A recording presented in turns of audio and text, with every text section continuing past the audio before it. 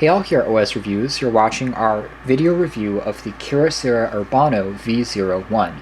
This isn't a phone that's completely new to market, but I recently got the chance to pick one up and I wanted to share my thoughts on it. Kyocera is mostly known in the United States for making low-end phones, perhaps off-contract as prepaid options. However, in Japan, the company does produce a few more higher-end phones, and the V01 is a good example of that. It runs on the Snapdragon 801 processor, which, although aging, is still a pretty powerful quad-core chipset that can run any games and programs that you would want from the store without any problems at all. It also features waterproof, and it's slightly rugged in that sense. You can submerge it in 1.5 meters of water up to 30 minutes. In addition, it's also dust resistant. So if we take a closer look at the design first, it's one of the areas where I'm a huge fan of the Urbano. Like most other Japanese phones that you'll see imported, it has a very striking look that's different from most of the ordinary phones that we see here in the States. It has sharp corners, which are a purposeful design choice, along with slightly rounded edges on the back. And overall, it has a very interesting aesthetic. I think it looks pretty elegant, and definitely if you're using this on the streets, people will ask you what phone are you using, and it will certainly turn heads. The 801 is complemented by 2 gigs of RAM and 16 gigs of built-in storage, expandable via micro SD slot. So although these aren't flagship specs anymore, they're still more than serviceable, and on mid to low-end phones in 2018, you'll still often see 2 gigs of RAM or 1.5 gigs. So it still does a good job as far as for multitasking and running some programs in the background. Natively, the phone comes with Android 4.4 KitKat, but it's not a huge deal breaker because most of the programs can still be run. However, again, it's not something like Android 6.0 or 7.0 out of the box. It does come with a 13 megapixel autofocus camera on the back with an LED flash, in addition to NFC, Wi-Fi, Bluetooth, GPS, and 4G LTE. So let's take a closer look at the design first. On the top, there's a front-facing camera, proximity sensors, and ambient light sensors. There's also access to a 5-inch display, which is 720p. Obviously, 1080p would be better, but it does also save on battery a little bit more. There's an eco mode on the phone, which can allow it to survive actually 2 to 3 weeks, as long as you're not using it too heavily. So actually battery performance is pretty good. There's also oversized keys, which are tactile for home, back, and multitasking. On the very top, there's also access to a 3.5mm headphone jack, again waterproof, and there's also flaps that cover up the SIM card slot and the micro SD card slot. On the side, you have access to a antenna that is used only in Asia and Europe, where they still have TV stations in the air. Now we have only digital stations here in the States, but in supported countries, you can actually watch TV directly on the phone. There's also contact pins for an optional charging dock, in addition to a volume rocker and a power on-off switch, in addition to a dedicated camera shutter key. The camera on the back is assisted by an LED flash, a speaker, which is a little unfortunate. I do wish the speaker was front-facing or on the bottom instead. It's a little bit easy to cover up, but it is what it is, and this very clean overall finish with a lanyard strap on the bottom corner as well.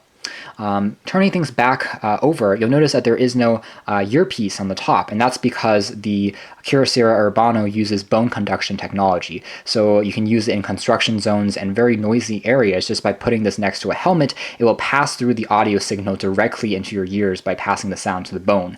So it's a very advanced technology that actually works surprisingly well. The entire glass surface will vibrate. It's also coated by Corning's Gorilla Glass. So turning things on, immediately we see that this is a very unusual skin on top of Android 4.4. There's quite a heavy layer of customization, which isn't going to be everyone's cup of tea, but it's pretty typical for most Japanese phones. You'll see lots of these additional apps and programs on here. It reminds me a lot of Samsung because they try to throw the entire kitchen sink into this thing, from fitness to all types of payment apps and services. This phone was originally with the Japanese carrier AU, so if you get it exported, that's why you'll see some of those branding and carrier-specific apps. Some of these things are still in Japanese, despite the fact that I have set the language over to English. So that's something to also really quickly keep in mind. Not everything is completely translated, just like on a lot of Chinese TV boxes or phones that we've seen recently. Starting with the drag down notification shade, we can see that I can turn Wi-Fi, GPS, as well as some of these other profiles on or off. The phone does come with Dolby Atmos built in, so it has pretty good sound quality. Although the speaker itself is a little small and tinny, plugging in headphones dramatically improves the experience. There's also the the aforementioned e-saving mode, which dims the display and limits the number of apps that you can open, and that will again prolong the standby mode up to 2 weeks, which is actually quite impressive. The touchscreen is also very lucid and responsive. The IPS display, despite only being 720p, offers good color saturation and overall detail as well as brightness. It's a very realistic looking panel, although it's slightly on the warmer side. As a whole, I found it to be really enjoyable to use, and I had no issues at all from touchscreen sensitivity and responsiveness. It definitely seems like Kyocera has put in more effort and careful consideration into the overall design and hardware of this phone compared to their usual products here in the States. So this is definitely an improvement.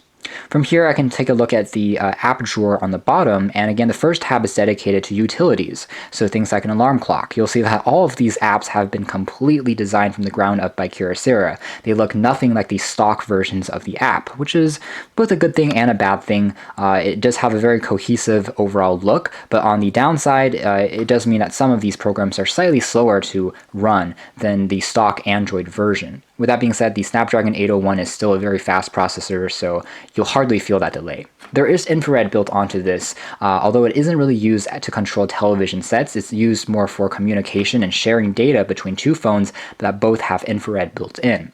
There's also the typical settings and NFC, which you can use for mobile payment. So this is what the settings looks like. Very colorful and also very different from any traditional Android phone with stock Android installed. In addition, if we go into the change home device settings, I can actually change the launcher overall look.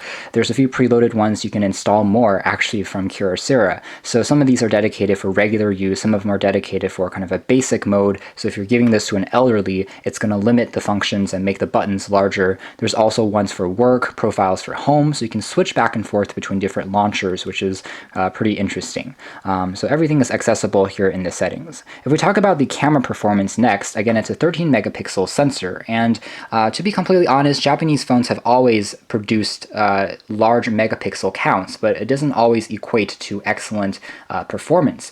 On paper, there's lots of details that you can zoom into, but as a whole, I found that the color accuracy was a little bit lacking when I was comparing it with other flagships on the market. However, the fact that it has a autofocus button on the top is also very useful, and it's easy to take images using this two-stage key.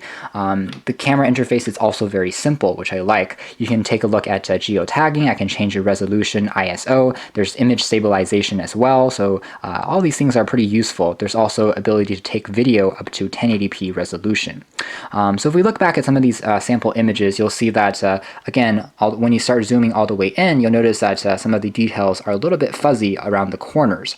As a whole, though, it definitely still is a good camera. I would say it's more in line with a mid-end phone in terms of the camera performance. Just a little bit disappointing considering that the Urbano V01 was meant more as a flagship for Kyocera at the time, and the fact that, again, Japanese phones have been historically pretty strong in terms of the camera performance. But as a whole, not bad.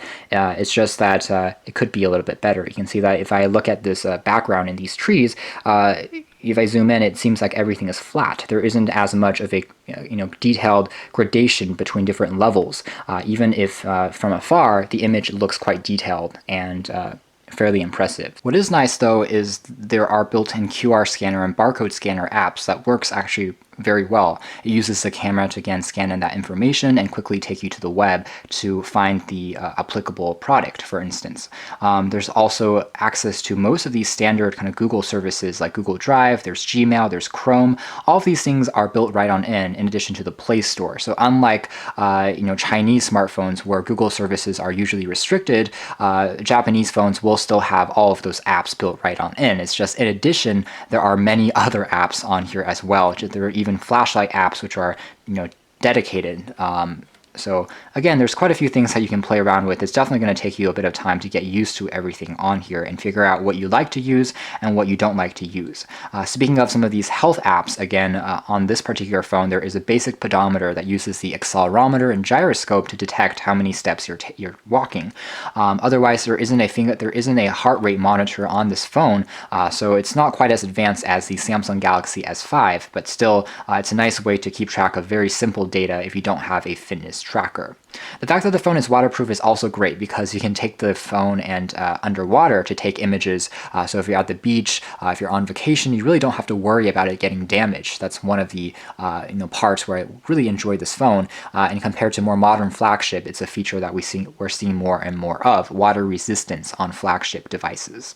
The 801, again, is still a very fast processor. In fact, I find it often to be faster than many Intel Atom-powered computers and tablets these days. So that really speaks volumes about how powerful it is. If you're doing some light web browsing, you will definitely still enjoy the speed and the fluidity that the processor offers to you. So on a mobile tablet, on a smartphone, the experience of web browsing is often superior to budget-oriented Windows convertibles and tablets now. So again, it works very, very well.